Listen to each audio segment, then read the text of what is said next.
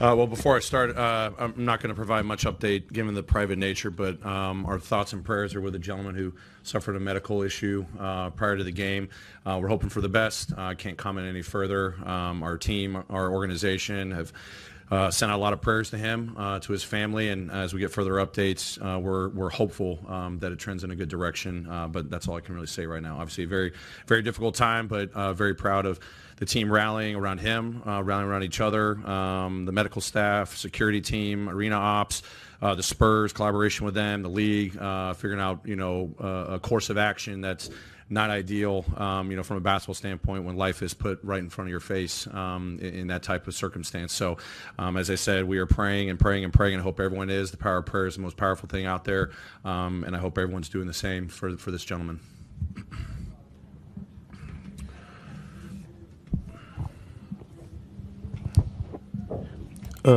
Taylor, along those lines, just before the game, it was shortly before tip-off, just what's the process like for you as the coach and the team in that moment as you're trying to gather the team together and then prepare to come back out and play basketball? There's no precedent for it. There's no script for it. I think everyone in the building was pouring their hearts and hopefully praying for the gentleman while those individuals were coming to be there for his aid and rescue him. And then when there was a moment to process everything, which didn't naturally just present itself, it was getting together with the officials, getting together with Mitch, Zach and Brian got together, our GMs and execs getting together with the league and kind of just taking step by step, but no one wanted to rush to anything. Everyone wanted to be very sensitive to the situation and provide the right space and respect for what was going on. And as we got the necessary updates, we just kind of took it step by step and then collaboratively came to a decision to go out there and continue playing basketball, given that, there were positive steps, but that's the most I can share in terms of his medical condition right now.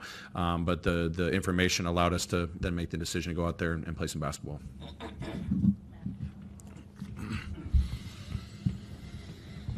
Taylor, no way to really measure it, but that felt like the most 1-5 Ja-Zach pick and roll you guys have run maybe all season. One, what led to that decision? Two, in this offense, which is so kind of freelance and reactionary, where there aren't a ton of pick and rolls and DHOs and things like that. How do you incorporate that while also sticking to the principles that make this thing go? Yeah, it's been something we've been discussing a lot internally, trying to figure out the balancing act, and obviously with Ja supreme skills in the pick and roll department, playmaking, scoring. I thought he set a tone tonight. On the ball and off the ball. Knocking down shots, playing with pace in the full court. That chemistry with Zach is something that we've been needing to unlock. Been spending time on it over the last couple of weeks, especially as we've kind of figured out our principles and pace and how this is an advantage creator for us. And we got to see that tonight. Obviously, Ja benefiting, getting downhill, getting shots off, assist to Zach, and then eventually that's going to open up closeouts to the three-point line because of, the gifts that, Ja has in those situations. So it's awesome to see. And, we're going to keep pouring into that and find that balancing act so that we can be diversified, as I've been talking about, with our offense overall. Coach, right here. Gigi came off the bench with 27 points. I believe this is like his best showing this season so far. With this being his 8th game back, can you just talk about where he's came from? Yeah, just progress every day. His head has been in a great place in terms of just how do I continue to just take strides. It's been a long time. He's realistic, having, played competitive basketball. But I see the strides. He's coming in with the right mentality, the right energy. He and I talked about it the other day. It's like, man, I just got to continue to find a way to just make an impact on defense. I got to rebound more. He's talking about the winning plays. And I said, man, you do that, that's going to unlock everything on the offensive side because I feel like you're making great reads. The other night, knocked down a three, but some of his playmaking where he was pushing the ball 3 seconds at the three-point line, gets a piece of the paint, boom, kick out to a corner three or kick out to the wing, just having the whole floor in front of him. And then tonight, being in a lot of closeout situations, got downhill a lot. Obviously, his space reads on the perimeter, knocking down shots was big. And the fact that he's still staying locked in on the defensive side, just getting his groove back because it's a guy that we want to continue building up to be a really, really good two-way player. At this point in the season, how important are these games, especially when you can get Ja and Jaren kind of cooking at the same time? And how important is it to be able to find the right, dosage for each of them over the course of a game? Yeah, it's awesome having those guys on the floor and figuring out as the overall offense, but where those guys, their strengths and where they're having their advantages, they're very important right now. I mean, the whole league's going to have a little bit of a break, for a week, but then you're right back to it. So the momentum you can build up, whether it's practice time, shoot around time, film work, individually, collectively, and then obviously the games themselves, that's the best teacher of all. So I think it's important for us. I think we've got 4 games left before the break, 4 or 5. Like, we just got to keep taking it day by day, where our guys are continue to come in with the right mentality, the right energy. You just talked about Gigi. That's a whole roster. This time of year, you can be like, oh, let's just get to the break. The break doesn't give you really a break. You're back into it in 7 days. Pretty quickly. So we want to build up the momentum. We want to keep putting the work. Our guys are thinking big picture here. And even right now, these games are supremely valuable to get those reps and that chemistry and that development. Coach, at this point of the season, everyone's pretty banged up trying to get to the All-Star break. But when Ja, what he's been going through the last few weeks, what do you think how do you think he's managed that, and how do you think he's handled the situation? Yeah, I mean, obviously, someone asked me, I mean, of course it's, frustrating for him, missing the last 2 games because he was building up some rhythm. But, what I saw behind the scenes, the 3-4 days that he was out was phenomenal. I mean, what he was doing in the training room, in the weight room, doing everything possible. And I said it before the game, like with the ball in his hands as much as possible to get out there. Obviously it was, game time decision the other night against Milwaukee, but then had the juice tonight, and it's awesome. So to him to have that rhythm and not miss a beat when he, misses 2 games and comes back, hopefully this, gets him some momentum runway before we get to the break. And obviously, the impact he can make, on both sides of the floor and be the engine to what we do. So, just proud of, his mentality through the last couple of days and coming out with this great, performance. Taylor, so these 3 matchups you've had with the Spurs so far, you've adjusted to Wembanyama by having space just all over the floor. You did it early in this game with putting Santi Aldama in earlier than usual for Edey. What do you really just have to account for with Wembanyama and the adjustments, just because of his size and the ground that he can cover defensively? Yeah, I mean, you've got to move him. He's one of the best defensive players in the game. His on-offs when he's on the floor, it's not just, the block shots, it's the altering of your movement, on the offensive side. So we have success when Zach can be out there at different moments, offensive rebounding. I thought he had some good stretches there in the fourth quarter with Wembanyama on the floor. But then, the first 2 matchups really showed us some stuff with Santi and Jaren, from a matchup standpoint defensively.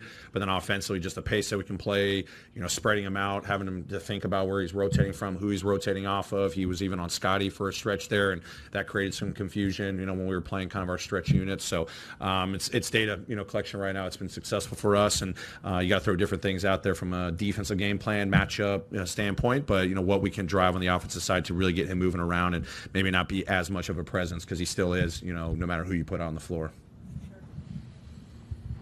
Jaren on a nightly basis now, is their opponents are bringing a lot of double teams. I'm just curious. I think he had a stretch during that third quarter where he made a few good passes to Gigi. How has he progressed there, and how much of that is the reps versus, just thinking the game maybe differently than he did before? Yeah, I mean, it's awesome to watch Jaren's evolution as a player, playmaker, obviously dynamic scorer, perimeter, post. We've been talking about that, all season long, but they were throwing double teams from the baseline, from the top. It's kick out to Gigi at the top. It's the skip passes to the weak side. I mean, he's doing it every day, working on this. Seeing those moments where he still can break through and he gets fouled. I think he had 7 free throws by halftime. But it's been awesome. He's invested in that part of his game, his growth, seeing the floor, poise, patience, aggressiveness, and force has unlocked a lot, for him. But also, hey, throw a double team at him. He's going to find teammates, and if they're making the right airtime decisions on the backside, we get a layup or a 3 on the backside and get a quality possession. So playmaking through him has been awesome. When you add that to what Josh absolutely capable of, see what Dez and Luke have been doing over these last couple of weeks. It just gives us so much, versatility. But guys that are playing at a very high level in that playmaking spot. Yuki had a hustle game this afternoon, and he got the highest assist score. And didn't you feel hesitating to use him tonight? Yeah, I mean, we wanted him available, not knowing second night of a back-to-back. Obviously, a couple guys, banged up here, but great opportunity for him to continue to develop, and then, staying ready, when he gets his opportunities with the Grizzlies, and you never know what that presents. But the fact that he's playing with the pace, the assists like you talked about, that playmaking, he's been making so many strides over these last couple of games with the hustle. Great. Oh, good. Oh, with Gigi, we see the scoring, but you talked a lot about wanting to see him take those steps on the defensive end. We see he's starting to, get a little more active with his steals and things like that. Just what have you noticed about his progression on the defensive end in terms of where he is as opposed to where you want him to be? Yeah, I mean, it's still got to be his first priority when he steps on the floor. He and I talk about that. His athleticism, physicality, he's added muscle that, as I think someone asked me when he was first coming back, it's like he's still got to learn how this new body of his is going to, be deployed out there offensively and defensively. But, he was on Wembanyama for stretches. He was on Keldon Johnson, who had given us problems in the first two matchups. I thought we did a pretty solid job on him. So playing with that physicality, lateral movement, on-ball presence, I see his engagement, with his mind. And then we tack on like when he starts getting really good with the defensive rebounding, which we need to unlock. But he's got size, physicality, and all the reps that he got last year is still in that mind. And now we just got to get those reps right now in the games, knowing that he can be as I said, a really good two-way player for us. Great, thanks everyone, appreciate it.